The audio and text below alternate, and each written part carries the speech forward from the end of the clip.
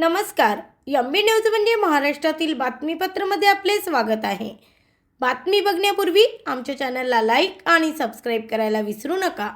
तर बघूया आजची विशेष बातमी. अमरावती महानगरपालिका आमसभेत आज भाजप महिला नगरसेविका आक्रमक झाल्याचे दिसून आले.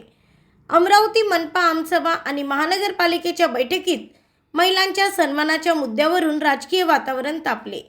भाजप नगरसेविकांनी काँग्रेस विरोधात जोरदार निषेध नोंदवत मोठ्या संख्येने सहभाग घेतला. महिलांवरील अन्याय, भेदभाव आणि अपुऱ्या प्रतिनिधित्वाच्या मुद्द्यावर संताप व्यक्त करण्यात आला. दरम्यान महानगरपालिकेच्या आमसभेत भाजपच्या महिला नगरसेवकांनी काँग्रेस विरोधात घोषणाबाजी करत गोंधळ घातला.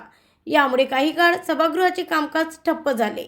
महिलांना समान सन्मान आणि न्याय मिळाला नाही तर तीव्र आंदोलन छेडले जाईल असा इशारा देण्यात आला. महिलांच्या सुरक्षेसाठी ठोस उपाययोजना आणि निर्णय प्रक्रियेत अधिक सहभाग देण्याची मागणीही यावेळी करण्यात आली. सभापतींनी हस्तक्षेप करत शिस्त राखण्याचे आवाहन केले आणि कामकाज पुन्हा सुरू केले. या घडामोडीमुळे स्थानिक राजकारणात तणाव निर्माण झाला असून संबंधित पक्षांची पुढील भूमिका काय असेल याकडे सर्वांचे लक्ष लागले आहे. ब्युरो रिपोर्ट, एमबी न्यूज, महाराष्ट्रातील बातमीपत्र, अमरावती.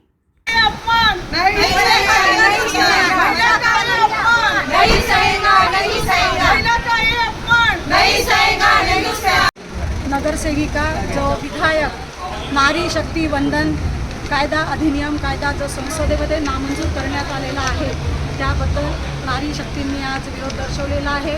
खऱ्या अर्थानं लोकसभेमध्ये आणि राज्यसभेमध्ये 33% महिलांना आरक्षण मिळणार होतं, परंतु ह्या काँग्रेसने अतिशय विरोधकाची भूमिका घेत आमच्या महिलांच्या अधिकाराचा, आमच्या महिलांच्या आत्मसन्मानाला ठेस पोहोचवलेली आहे. संपूर्ण देश याकडे बघत आहे. महिला विरोधी त्यांची नेहमीच भूमिका राहिलेली आहे.